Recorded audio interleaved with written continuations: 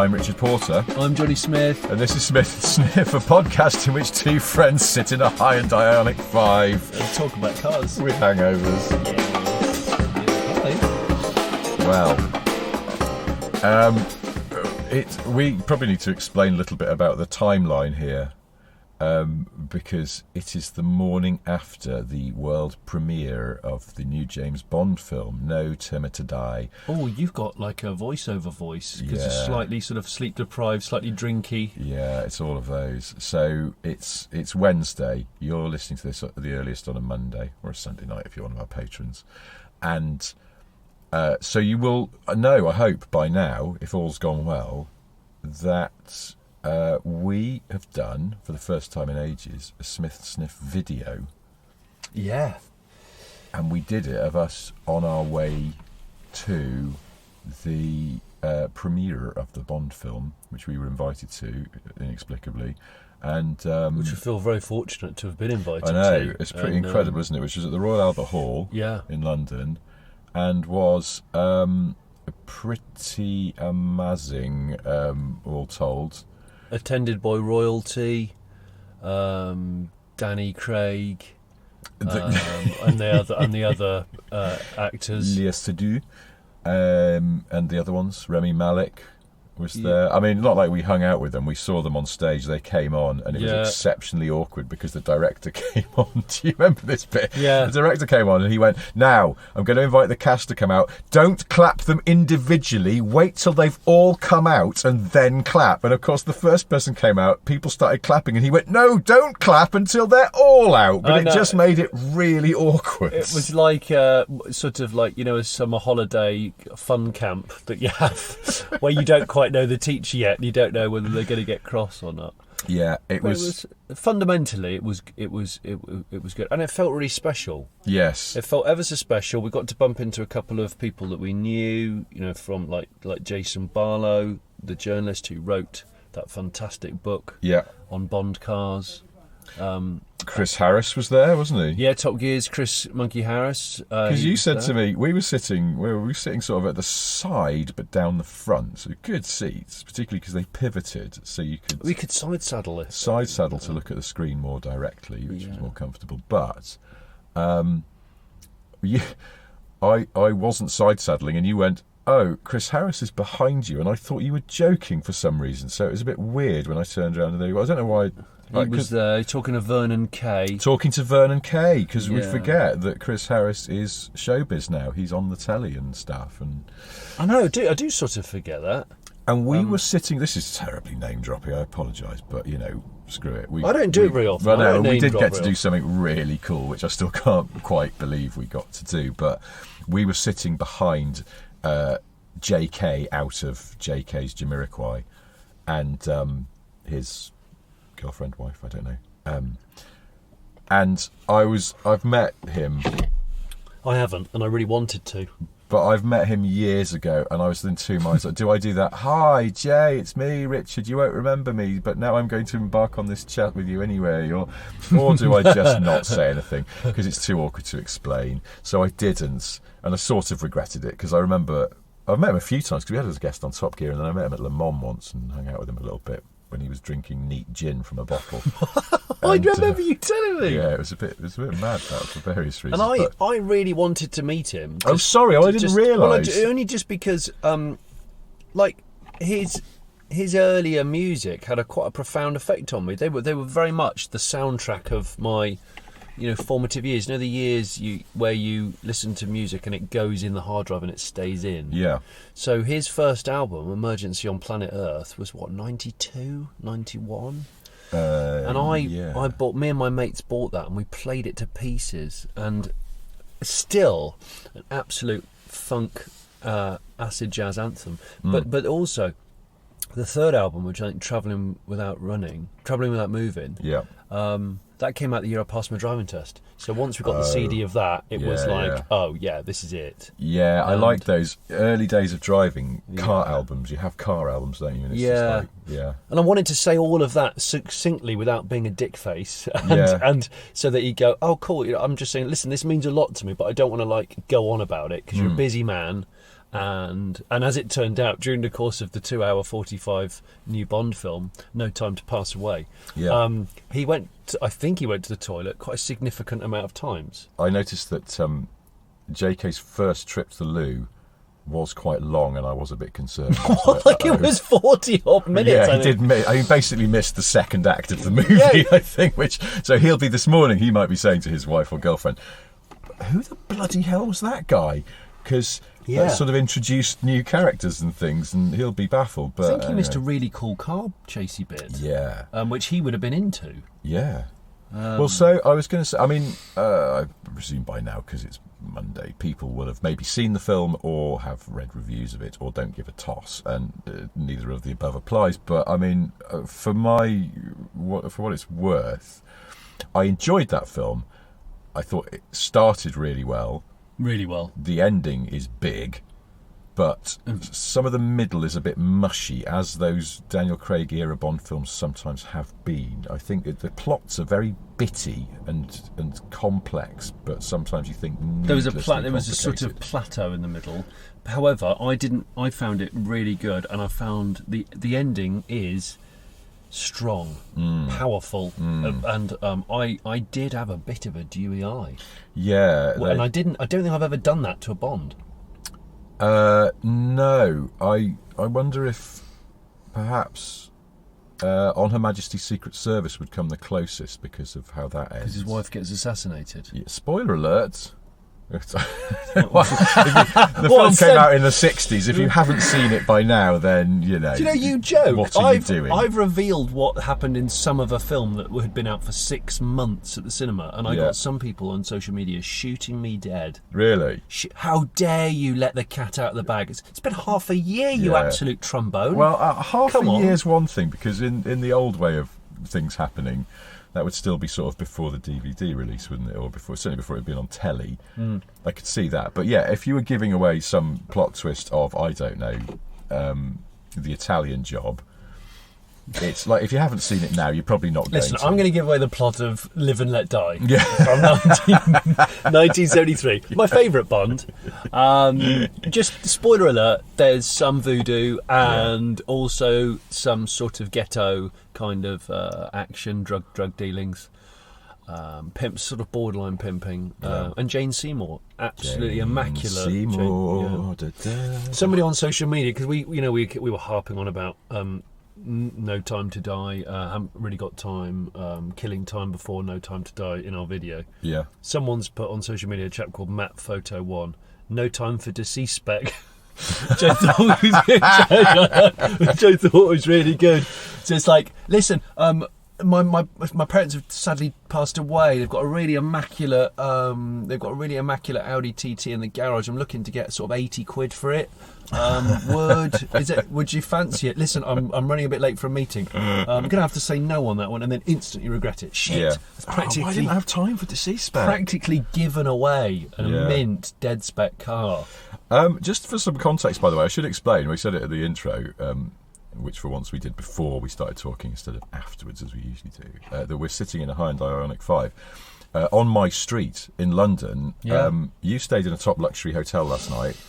I went home, didn't get in till 3:30, and this morning I slept in the spare room, woke up to a classic got in late from a posh do scene of my suit trousers all in a crumpled pile on the floor, and thinking, oh bugger, I'm going to have to let those straighten themselves out. But then my wife went, oh, you could have slept in if you want. And I was like, well, if I could have slept in, then I could have stayed in the hotel with the other people on the junket. Yeah, it was a good. I mean, I only stayed in the bed for less than 4 hours, but it was very, very nice. And I want to say a big thank you to Land Rover for letting us come to that. We don't go to sort of very posh things like that. So no. I don't want to be a name dropping kind of like la-di-da. But it was pretty amazing. And now, Johnny, you've come over to my house, but unfortunately the cleaner is at my house making a noise, so we've come and sat in a car outside. I've got this Ioniq 5 borrowed for the week to try it out, and now look, the bin lorry's coming around. The bin lorry's pulling up. The authentic sound. So if anyone was curious, and I know lots of people always email and ask this, what day is your bin day, Richard? Well, it's a Wednesday. Yeah. So Tuesday night is bin night. My wife put the bins out last night because I was 8.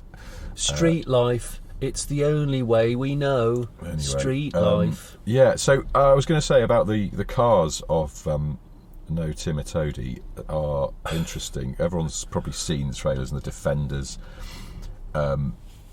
arrive in a big jump. They do. Which is really cool. And there's Range Rover Sports. There's some good B-side Bond vehicles, though, isn't there? Do you know why those Range Rover Sports are in it? No. There's a little backstory to this, which someone told me last night. I'm not sure whether they were supposed to, but basically the producers said, yes, please, we'd love to have the new Defender in the film. No money changed hands. They didn't pay for product placement, but they just came to a deal where Land Rover went, they need 8 of them or whatever. Yeah, so they were, I think it was 10 in the end. I've heard different things, but basically I think it was 10, and they were the first 10 Defenders ever made in the new factory. They were pre-production cars. Is this Slovakia, the factory? Yeah. I said this in the video. I don't know. It might get edited out. I don't know. This is weird because the timeline's all screwed up. But the very first pre-production cars made in the factory rather than hand built in the sort of the prototype shop were immediately sent to the Bond film. Here comes the bin lorry about to crash into us. It's honestly about to gash us. Oh my God, it's coming so close. This is not comfortable at all. How does he live? How does he breathe? Please don't fold your mirror. He's got it. He's got it. They're good. These That's guys. What's that? A Dennis Eagle. Dennis Eagle. Hi, I'm Dennis Eagle. Yeah, so but it was so tight. They promised these cars, and then apparently they got the producers going, "Where are our Defenders? We're shooting. We're actually filming now for this sequence. We need them for. Where are they?" And they were, desperately trying to get these cars ready. Yeah. In the end, because that whole sequence, it's not a spoiler alert, so that whole sequence takes place in Norway, but the Defender bit and some of the other bits of action actually were filmed in Scotland. Scotland, yes, that's right. Yeah. The initial part on tarmac roads was shot in Norway on that amazing bridge. Oh yeah, yeah. Where the chase starts, and you leant over to me and went, "I've had a piss there." Yeah, in exactly that spot. Yeah, I was filming for Fifth Gear on that bridge, the Atlantic Road, near Kristiansand in Norway. And we were filming. I remember it vividly. The Citroen DS3 Racing. Oh God! Do you remember that? Yeah. Well, I have filmed there twice before. Once with an Audi R8 V10 Roadster, but the DS3 Racing I remember because we had to pull over and repo the cameras, and I had quite a large wheel. Unfortunately, the gust of wind might have forced the wheel the wrong direction, but coupled with the fact that shortly after that, this huge storm came in with no warning. Oh. And we were told to categorically get off the Atlantic Road. Get off it? Yeah, get it off it. It was so powerful that it was blowing. It was able to blow cars off the road. So we had to just get out of there and finish the shoot a bit early. Jeez. And then well, if you go to see the new Bond film now, and the bit where a car chase starts with 2 Range Rover Sports in it, just have in mind that you're looking at a location where Johnny's had a wee. Well, it was a piss vista. It was a hell of a piss. It was beautiful. And I didn't do it when there was lots of people around, obviously, because that's rule number 1 of piss vistas. You don't do it when there's lots of people about. But yeah, really good. The Atlantic Road's just one of the best pieces of ribbons of tarmac in the world. So I was really into that. So the Land Rover came to a compromise with the producers of Bond because they went, well, we're shooting the start of this chase in Norway. We'll do the rest of it in Scotland if we can get the Defenders. Yeah. But how do we start the chase if you can't get Defenders to Norway? And they went, well, what if we lent you some Range Rover Sports and you can Sports, so the baddies can start in Range Rover Sports because you then get dispatched. And it cost Land Rover, they lent them 3 Range Rover Sports, and apparently you don't really see the drivers of the Range Sports. No, they're sort of nameless baddies, aren't they? Faceless baddies. So I'm wondering if they actually are shouting. They've got one window down, they've got a bit of gold flat link bracelet, and they're pointing and shouting and vaping. Fucking Sports, get him, you. Get him, you! And he's having a shoot him in the face. He's having a Bluetooth phone conference at the same time. He's getting fully out of shape on a wet field. Trying to get rid of some puppies that he's got. Yeah. You. Sadie's had puppies again. That bloody dog. She's always on eat. Take him. So yeah, basically in order to make the chase work, to bridge between Norway and Scotland, which is still pretending to be Norway. Yeah. In order to get defenders in the film, they sort of had to give some sacrificial Range Rover Spokes to make it work. And this is the chasey bit. And there's the chasey bit involving the defenders with a big leap, which you do see in. In fact, we might use a clip of it in our Smith and Sniff kind of premiere drive. But the car that Bond is in we won't reveal because that's. I think it's in the trailers though, isn't it? I think it's. Oh, is it?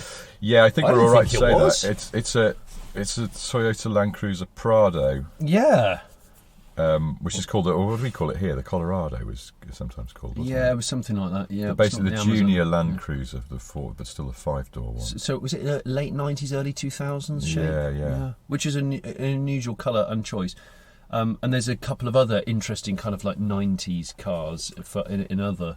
Yeah, well, again, I don't think it's a spoiler to say because it's definitely in the trailer. There's a bit with an old Maserati Quattroporte.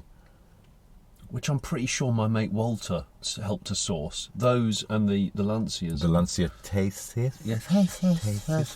And there's it's the sort of, there's some other cars that are not really acknowledged, like that chase with the Maserati and Bond's in his Aston DB5. But then there's one shot where there's just a beautiful Ferrari 308 Bertone just parked there. There is. Just as some background interest. And you just go, but that's not an accident, is it? They've picked that because it looks nice. They look really cool. Well, they've booked it. Yeah, they've booked it and got someone to put it there. But I thought, rather than get a 308, the Pininfarina shape, it's a bit more of a thinking man's Ferrari, isn't it, that one? So, yeah. Good. Whoever's doing the production design, whatever, set dressing. I'll say it. Well done. I'll say it once, I'll say it again. Aston, listen. Just make under license the sort of pastiche resto mod DB5 with BMW underpinnings. Do people know that? I don't know if is it well known. It was written about It's been written about when the Bond film was supposed to come out in April 2020. Yeah. When we were supposed to go to that premiere, and then we got denied it, like everybody else, and then we were told that it probably wouldn't ever happen again. So sorry. Anyway, blah blah blah. Aston built these stunt cars with the glass. I think they're glass fibre bodied DB5s. Over a BMW E36 M3. Was it 36 or 46? I can't remember. E46, sorry. E46 M3. So straight six engine, BMW suspension, drivetrain, with a composite DB5 body. Now I'm like, well, hang on a minute. Everyone that's driven that car says it's epic. Yeah, they let journalists have a go in it, didn't they? So Top Gear reviewed it, and I think Evo had a go in it. And it sounded brilliant. And so it led me to think, well, in this world of a lot of people wanting to get the driving feels but not necessarily the authentic real deal thing, why don't they just start making stuff like that under license? Like, seriously.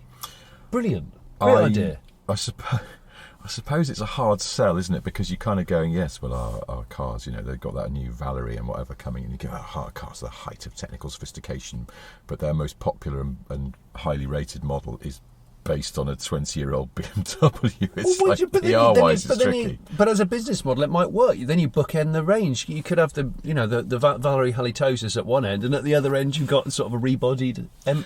You know what? It doesn't have to be an M car.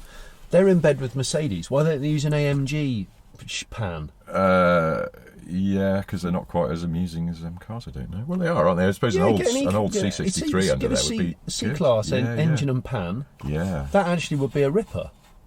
Yes. Come on, I'm guys. sure if someone independently could do this, but I bet Aston Martin would get a bit legal on their arses. Well, Aston could just license it out and then, coin it in, and then the rest of us who really want a car like that, imagine it. They could even have their own drift series. Everyone's got to look like Daniel Craig and pout constantly and have quite a lot of dust on their face, which isn't cocaine, it's just real dust. And always have a cut. He's always got a cut face, He's got quite a cut face. The percentage of those films he spends with a cut face are quite high. I mean, any incentive I've got to go to the gym, it would be, then wear desert boots a lot, beige or sand khaki chinos, and fiddle with my cuffs a fair amount. Yeah, we noticed last night how much he does. We were trying to walk like Daniel Craig and do a lot of cuff flicking, and general sort of and not getting it right at all. I was just going to say, we can't carry it off. He's a good actor, and we know this. And actually, it would be very sad to see him go. I mean, Bond will return, as Bond always does. Yeah. But it's going to be very interesting to see. And actually, and this sounds a bit name-droppy, strokery, but we went to the after party, the official 007 after party. I've actually got the wristband. You still got your wristband on? No, hang on, that's the wristband for the after party. Was there two? There was? Well, yeah, because we went to the one downstairs. God, this is tedious. I'm It's sorry. bad, we went isn't to that it? one downstairs, and then we went to the one that was in a different place altogether. Oh, yeah, and in the different place altogether, Idris Elba was there with his wife. Yeah. Who's been rumoured to be the next Bond loads and loads of times. His wife? No, not his wife. Oh, okay.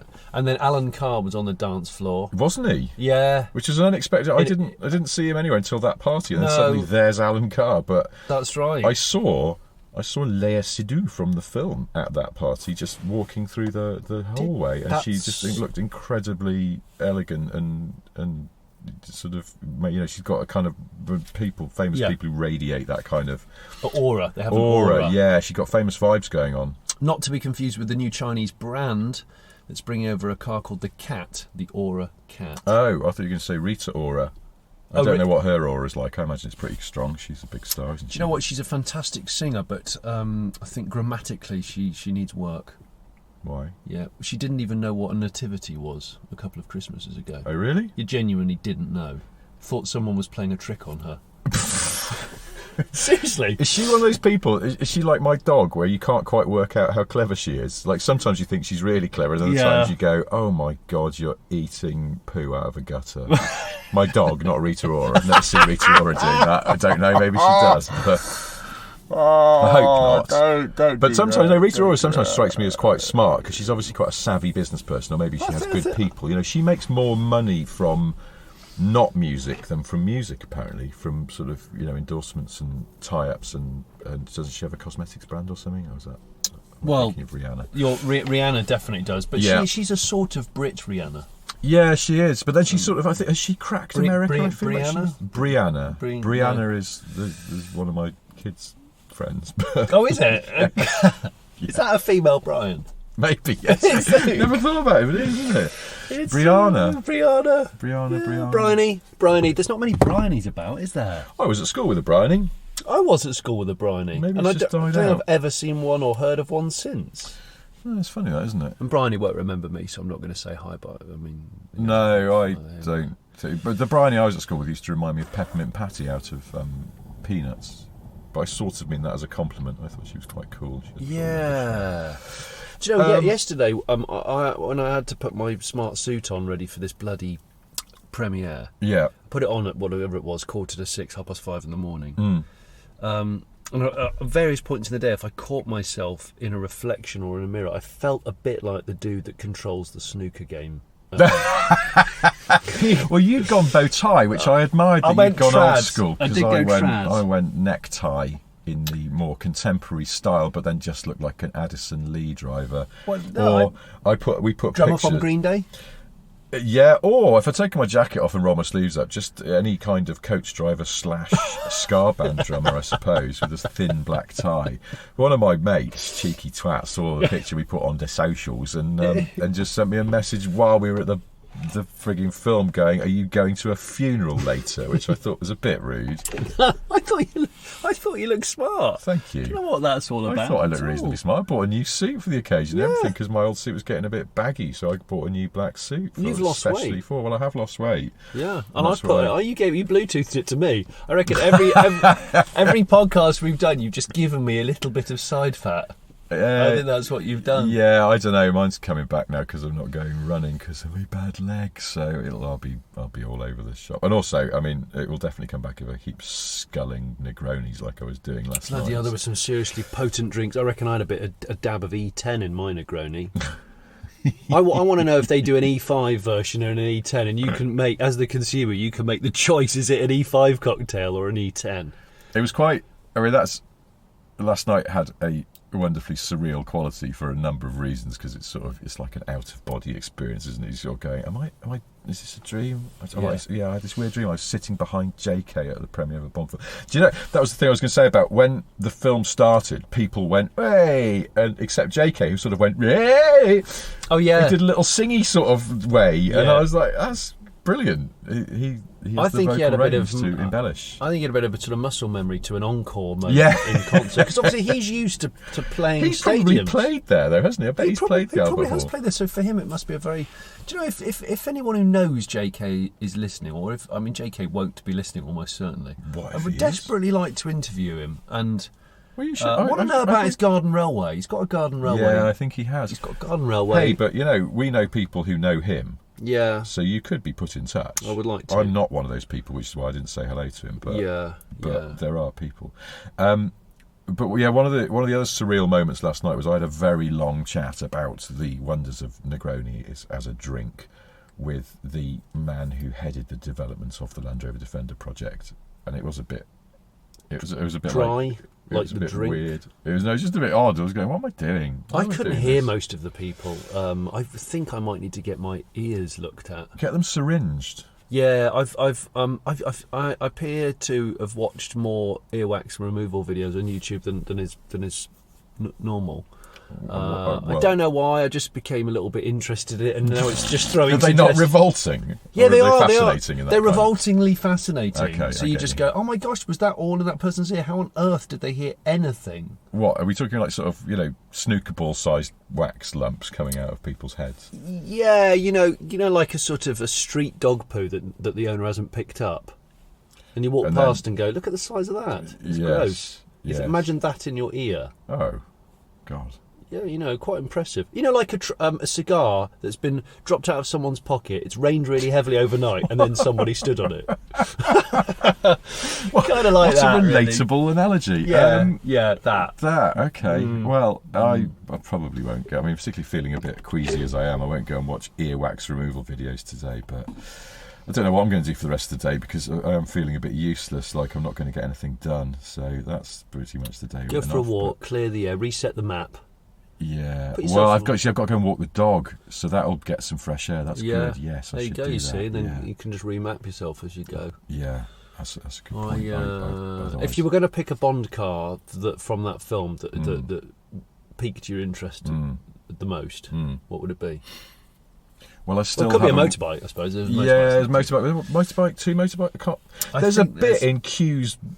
I can't work out whether you call it an office or a laboratory, because it seems to be both. But there's a bit. Ben Whishaw, Q character of the recent movies, is in it again, and he's very good. He is really good. But there's a bit where there's just two motorbikes in the back of shot, and I was like, "What's going to happen here?" And then nothing. They were just in the back of shot. It's you go, what? I mean, Bond sold me a dummy there. Yeah.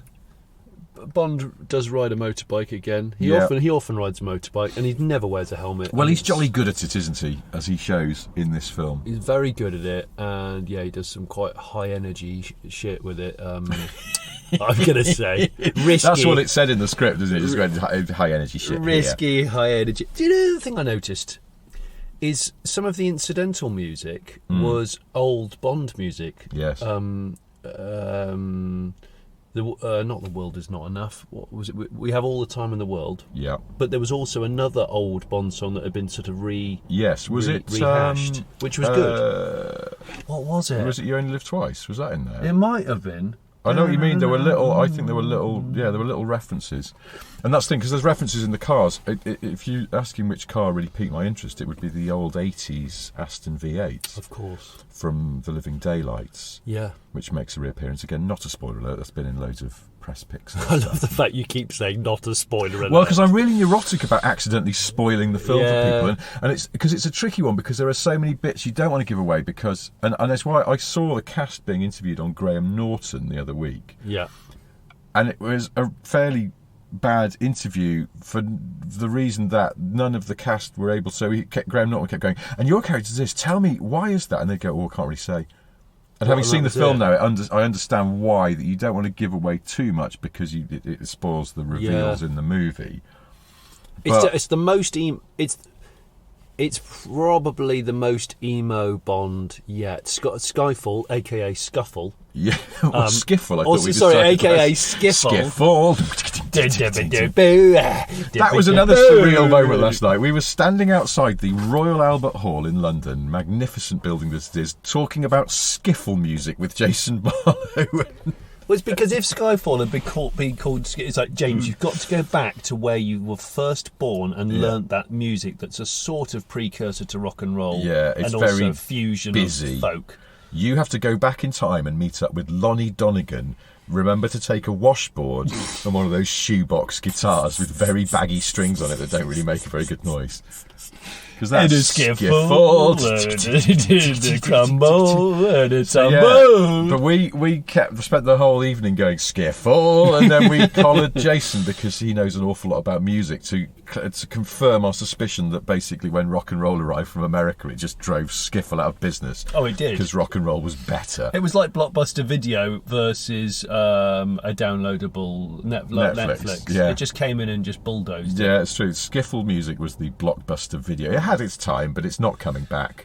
Maybe that's what Skiffle's all about. He has to go back and resurrect it. Otherwise, it will be extinct and nobody will remember or maybe care. He's not going back in time. Maybe Skiffle is just the story of James Bond's quest to bring back Skiffle music in the modern age to rampant disinterest from everybody else. But it means that he's allowing terrorists and baddies to run rampant across the world because he's too busy going, no, honestly, if you listen to the way they're playing drums on an old packing case, it's actually very good. Why don't you get proper drums like they do in rock and roll? Yeah, what about a proper drum kit? Yeah, what? No. What about an electric guitar? No, you're missing the point. That wouldn't be Skiffle. No. Exactly, that's what I I know that I know the Beatles were a semi-Skiffle band. Well, this is what Jason was saying, wasn't it? The Quarrymen, weren't they? And they were Skiffly. Yeah. But again, then they went, so McCartney could have appeared, or Ringo. He could have appeared as a cameo role in Skiffle. Yeah, and those Paul that McCartney know, just going, oh, this takes me back. And then... Yeah. And everyone will think, oh, he's going to do something about Live and Let Die theme tune. But he won't. He's just going to go, oh, look, if I play this banjo... Did they play banjos in Skiffle? I feel like they did, didn't they? Probably. And what are those tambourines that don't have any jangly things around the edge? The Irish... like a... It's called a cormorant. Yes. You mean the ones where sometimes they're really big and they have a single thing that they sort of twizzle between their fingers, and it's incredibly skilled. It looks like the thing that you roll a nice dollop of honey out of a jar with. I think it is one of those. I think in a hotel. You go, where's my little drumstick? Oh shit! I'm so sorry. I used it to scoop out some running honey last night. It's in the dishwasher. It's got an absolute wad of Manuka honey all over it. It's made my big drum thing all sticky. The drum's all tacky, and I'm surrounded by wasps. I forgot to say, it was my son's 10th birthday last week. Yeah. And had to make him a cake in a real rush. Oh, yes. He's still obsessed with Back to the Future. So this is now 2 years, at least 2 years, that he's been quite fanatical about it. And made him a DeLorean cake in a rush. Realised that the previous year made him a bloody hoverboard cake. Totally forgot about that. But anyway, we were out for a walk because we went glamping, which was a year overdue because it got cancelled last year. Yeah. And we were so I said to you, we were in the middle of nowhere with nobody else around on a quiet walk with my mother-in-law, with my sister-in-law and the kids and all that. And two people coming the other way and all that. And couple coming the other way looked like they were, seasoned walkers. And as they got quite close to me, sort of beaming, smiling, I thought, oh, they're really happy. And it was a lovely day. It was a really nice sort of evening. And they both went, we knew it was you. We recognised your voice. We love the podcast. And then just walked, and it was very lovely, and then walked off. It's like, wow. I mean, my son, who was on my back at the time, getting a piggyback, he leant into my ear, he went, that was a bit freaky, wasn't it? And it was good freaky. And I don't know your names, but thank you for listening to the podcast. And presumably you'll be listening to this, which makes it even better. Oh, yeah. Skiffle. And then last night, you got collared by a person who listens to the podcast. Yeah. And I thought it was someone you knew, so I didn't bother to come over. But they sort of nodded at me, and it turns out from social media that they were just listeners, which you knew because you talked to the guy. Yeah, and I don't know your name either, but thank you. Well, I do, because they then wrote on Twitter, and now I can't find it. Social media. Because there have been loads of messages, because we put a picture of us looking like a pair of plums in our suits, and I think the guy's name was Neil, but I can't find... Sorry, Neil. And sorry if you're not called Neil, but anyway. What? Thanks for saying hi. Just plucking, clutching at straws. I definitely saw it on... Anyway, never mind. It's fine. Anyway, thank you for whoever that was. For on that side of thank you. In our hands, we're drinking coffee in the morning, and we're both drinking out of that. That's the sound of good quality, recycled merchandise, coffee cups, etc., which are available on the. We have a Smith and Sniff e-shop. We're just plugging things. I found this guy, the chap who said hello to you last night. He was called Neil Hamilton. Oh, well, Neil, thank you for saying hi. I really appreciate it. He said, just had a total fanboy moment with Car Pervert. It's your Twitter handle. Told him I love Late Break Show, then gave Smith Petrel a nod like he should know who on earth I am. That's how you deal with these celebrities. Yes, thank you, Neil. I mean, there were... So I think we were walking down that corridor, and there was... Nile Rodgers was just standing there. Oh, Nile Rodgers was standing there. Being talked at by a slightly over-enthusiastic woman. Did you hear it? She was gushing a little too much, and he was being very gracious and very cool, but I was thinking, I just wanted to tap her on the shoulder and go, just take it down a notch. I wanted to just whisper in his ear, like the legend of the Phoenix. All ends with beginnings. Now, there's a man who couldn't skiffle. Well, actually, I bet he could, because he's obviously a very proficient guitarist. But what I mean is, his signature sound would sound shit on a ukulele, I think. Or maybe it wouldn't. The rhythm is kind of actually a bit skiffly, isn't it? I think maybe he was influenced by skiffle. Shoot, we should have asked him. Yeah, but he said, the thing is, I prefer Quantum of Solace, so I tend to keep it on the down low. Quantity of porridge. No, it's a quantity of wallets. Oh yes, and it's usually a statement from local police. Yeah, a pickpocket house has been raided on the North Road. We found a quantity of wallets. A quantity of is a very police thing to say. It's a very. They just go, we found some drugs. They always go, a quantity of drugs was. But it's still discovered. non-committal, isn't it? Yeah. It's very non-committal. Well, it's that old Alexi Sale line as well about how the police always pay too much for their drugs, because they'll go, police found 2 pounds of marijuana with a street value of £4 billion, and you go, what? How much are they paying for their drugs? They're overpaying. For the uppers. But that is a Lexi Sale joke. I can't claim credit for that one. He did it years ago. It's still true, though. That was... What's going on now? Sorry, I can hear people talking. No, Rogers sold a load of cars fairly recently, didn't he? He did, yeah. He auctioned a load of cars. So did JK, didn't he? JK had a clear out. I think he's not the type that made him miss the middle bit of the film. He's having a bit of a car. He's having a bit of a car crop rotation. I believe he does this. He has a bit of a cyclical relationship with his cars. And he doesn't keep them all. I thought he'd binned off all of his cars. Basically, like he'd done that thing where you just go, screw it, I'm just going to get myself down to one car, and it'll be like, I don't know, an all-rounder, a Golf GTI or something. No, because because someone who knows him last night told me that he's still got shed loads of cars. At least 60. Yes, I was surprised it was that many. But including, he's got sort of like some things where he's got two of the same car. Yes, he does, yeah. So it's someone wheeling a wheelie bin past us. It's authentic sounds. He hasn't done a Chris Evans, and I think, hasn't Chris Evans done a whole, I'm not really into cars anymore. I'm going to sort of sell lots of them. Has he gone off cars since he did Top Gear? I think... He was there last night. You didn't see him, did you? But he was dressed like an absolute bassoon. It was...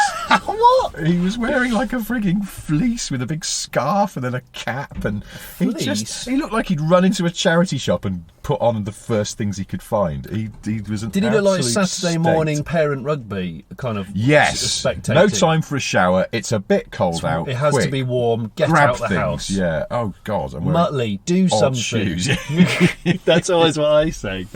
Muttley, do something. It's like, right, okay, fleece, yes, half decent trainers or boots, done, and maybe borderline elasticated waistband trousers. Yeah, I am wearing some today. So am I. I've gone full, and look, I've got elasticated cuff on the ankle. They're a bit. They're not full flood trousers, but they're getting close. You need an A45 AMG. I might have to just go tromboning around the local area in some kind of DSG type car with my cuff trouser. Vaping, but they are. These are good hangover trousers. Hangover trousers. Hangover trousers. Well, it's weird. I've not experienced fuel shortage as such because I drove down here in an electric car, and we're sat in an electric car, and at home I've got another electric car, so. I know that makes it sound like I've just bought all the electric cars. What happened? I've got one on test. I've been reviewing one of them, which is what I'm driving. One went back, and I've got a long-termer, and they're all EV. So I haven't experienced the whole sort of like a terror of fuel shortage. But I do think there's a lot of people who sort of not quite getting the message of like when it's not a shortage of the petrol, it's a shortage of the delivery of the petrol. Yeah, isn't it? A petrol station employee told a friend of ours that this has been exacerbated because this was at a Tesco petrol station. They used to get a delivery every 3 days, and they'd moved to every 4 days, so the tanks run drier, and then they'd run out. And then people have overbought. Yeah, so I know it's bad, isn't it? Because it's easy to go, stop hoarding, you twats, but there are people who are genuinely, running around with the light on, desperately trying to get petrol because they need to get to work and stuff. So it's a bit awkward. I don't know where it'll be by the time this podcast comes out. Hopefully running around with the light on. That's down. Almost a ballad, isn't it? Someone's got an emotion. Running round with the light on. It's in the same kind of melody as the I don't care how you get here. Oh, I see, you're going slower. Here if you can. I was going for sort of mid-tempo Michael Bolton, and there's a huge key change just before the end. You can knock it in. Running round with it. Oh, it's gone up quite a lot, hasn't it? Like that frigging Steel Bars song that you introduced me to, and is now just every song just pops into my head, and I have to listen to it. Steel Flies, yeah. Because it has a sort of incredible key change. It does. Yeah, it does. He's really up there. No one does a big key change like Michael Bolton. He is on cam. Bolton, it's absolutely on cam. He's full VTEC, isn't he? He switches over to a more aggressive profile of Loeb for the climax of the song, and fair play to Sebastian Loeb does earwax removal. Sebastian Cam Loeb's multiple world rally champions scrapes out detritus from ears. But he's a very quiet. He's not so busy now, is he? So maybe he's a quiet guy. I told you I bumped into him once at, just before a big rallycross event where he was a wildcard driver. And while there was some practice going on, we were up on a gantry about to do a piece to camera. And I realised he was basically next to me, but just because he's quite a short, slight guy, he sort of blended in with the crowd. And I know I've said this before to somebody. He reminded me a little bit of a bloke that I used to go to my college that chain smoked and drove a very ropey Lancia Delta HF Turbo. Oh. When it was clear that he couldn't really afford to run it, but, just definitely wanted it. Yes. He's one of them. You remember those people. I like those people. They had a car that was cool, but it was on its last legs. I love people. They're sort of having to compromise other parts of their lives to desperately keep this car going. He was one of them, but he did look like Sebastian Loeb. But we turned around and sort of went, "Oh, can we just have a quick chat, Sebastian?" He was like, "Yes." And so I had a little chat with him, but very, very quite a tough crowd as an interviewer, as an interviewee. Yeah. But Loeb, maybe that's what you should do: earwax removal with Loeb, and he would do it extremely. He'd work out the racing line of the ear canal because everyone's ear canal is slightly different. I didn't know this. Yeah, slightly different shapes. Apertures, different tools. I was told by a doctor that I've got quite narrow tubes. Yeah. So Loeb would go bad on planes. Yeah, so Loeb would definitely would be. I'm going in on the left, no cut. 90.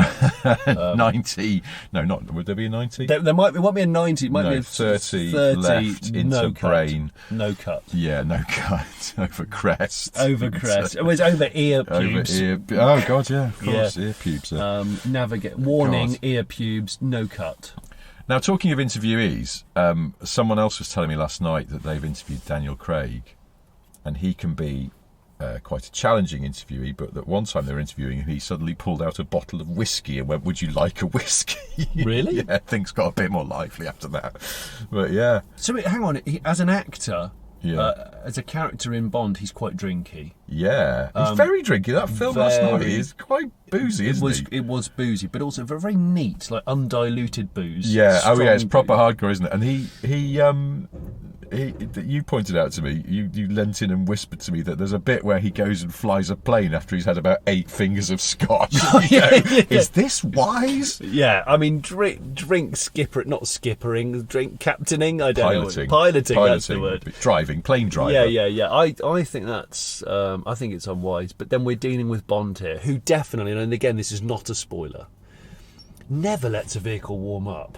No. I mean, I know there's always a state of emergency with Bond, so it's not like he can let the bastard thing idle for a few minutes because there's people throwing grenades at him. Well, but it's yes. I mean, I suppose that's he's got matters of potentially global security on his mind rather than oil pressure. The cylinder bores.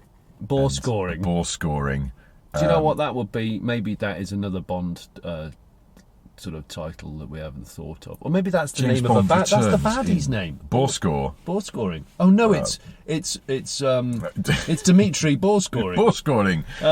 We meet again, Mr. Bore scoring. Yes, I've noticed you. Please call me Dimitri. I noticed you smoking quite a lot on Startup. Yes. That's right. I think I'm going to need to be skimmed. And re-sleeved. Need new liners. Head gasket. Gasket has gone. If you were to look under my cap, you'd see a lot of mayonnaise-like substance. This is not safe, and there will be consequences to this mayonnaise, and I will add a oil viscosity reducer, which will improve your... You just get on with it, drinking two fingers of... Meanwhile, he's out. It's the bit with his bloody not a real Aston Martin DB5, and basically just gets in it and ruins it. I know. Just ruins it. But I guess you know what it's like. You got a bit of mechanical sympathy. I'm like, oh no, for crying in a bucket, don't leather it straight away. I know, particularly an old car like that. Unless he's phoned down and the concierge from the hotel hour earlier and gone, start my car up. Could you just start up and let it idle? Because I think there's going to be some sort of mad chase that goes on, and I want it on song. Experience tells me I'm probably about to get clobbered by some henchmen. So could you get my car warmed up for me, please? Yeah, that'd be great. Cheers. But then, I like people like that. He's also not respectful of other people's cars, though, is he? Because he got that motorbike in Timatodi, and it's like it. I mean, obviously that was warmed up already because someone was riding it. But yeah, but it's when he gets off it, he just drops it on the ground. He doesn't put the stand down. He just goes, "Come on, that's not yours." No, but treat it with respect. It's like I wouldn't. If I lived next door to James Bond, I would be very sceptical about, say, lending him some hedge trimmers.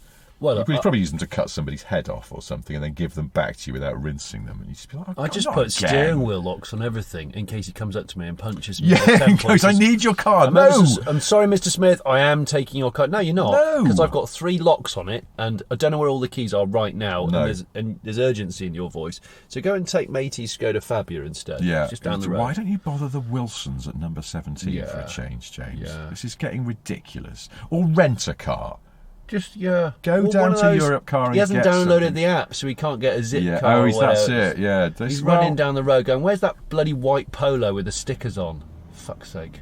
This is. Did you hear that car? There's people come around this corner, and people slip the clutch, and you just for some reason it always annoys me. A bit of smearing going on. Yeah, which, I mean, I imagine James Bond has probably got quite good clutch control. I think Bond's got quite good, and he doesn't. Does he drive in quite sort of fussy clutch shoes? I mean, he drives in a lot of dress shoes. Yeah, which and is as hard, we know from last night, wearing dress shoes, not a lot of grip. How? I mean, the number of times I almost fell over yesterday. Yeah. Because of wearing dress shoes. Yeah. I know that used to be. It's a bit like those track day only tyres. They work when it's dry on a track. Yeah. they're meant for optimum conditions, which are fuck knows what. Because you can't. That's the thing. I was going to say it's on carpet, but it's not, because they're slippery as buggers on carpet. And flagstones. Yeah. Slightly mildewy flagstones. I was all over the shop. They are sort of, they're Trofeo, whatever. I need an ABS or ankle bracing system in case I got a little bit of a shimmy on clay. Yeah. Oh, he's lost it. Oh no, he's brought it back. Hang on. What did I really nearly go over? It's a newly born deer with splayed legs. A metal manhole cover. Oh, manhole covers are almost brutal. Sent me going on my arse. Bastards. Bloody thing. Yeah. Stupid dress shoes. Glad I'm not going to be wearing them again probably for ages. Cause another 2 years. I mean, Jesus Christ. I thought mine had gone grey because they were so dusty, and it was just had to give them a good buffing. What's the next Bond film going to be called? Because there's a lot of reference to death, as always. Yeah, there's usually... kill, die, always solid words for Bond titles, because you've got View to Kill, License to Kill... the other ones. Hang on, what about if your license to kill has expired, and because the DVLA is having a bit of a meltdown during COVID... God, it's going to take ages. They've got to sign it off again and go, listen, I've really got to know whether I can kill people. Can you just let me know? Hang on, but you're suggesting that the DVLA also handles license to kill, like they do. They do. Yes, we do. Now, I'm afraid we are having a bit of trouble processing coach driver licenses and also the permission slips for trained assassins of the state. So do please be patient. Maybe you just get a little bit of paper that says you temporary, like a provisional license to kill. While you're still learning how to kill people. You can sawn your mother-in-law while you're there as well. You can just say, can I take that one off the road? Because it's just bothering me. And it's just very unsafe. Just make sure she's on private land, and then I won't have to worry about there we'll go. Don't tell her, but just put her on sawn. You might get pulled over. No, but then she goes out in public, she'll get picked up by an ANPR camera. She will. Yes, that's exactly what happened. I saw you in Wilco's. Yeah. I saw Wilco's. You popped out. Yes, I'm afraid I've been sent a letter in the post that's got pictures of you coming out of B&M Home Bargains, so I'm afraid. Oh, B&M, it's funny you should bring up B&M. It always looks like a sort of 70s American oil additive company. It's a very exciting brand. Very exciting looking logo. I don't know if listeners are familiar with B&M. I don't think I've ever been in one. I've never been in one, but it always looks inviting because it says something like all the best brands here now, or I can't remember. I just feel like if you go in, you'd come out, you'd have spent £10 for like 1,000 tubes of toothpaste or something, and then you go, shit, where am I going to put all Where are you going to put it all? Yeah, it's one of them. So but also B&M make gear shift, American company that make gear shifters.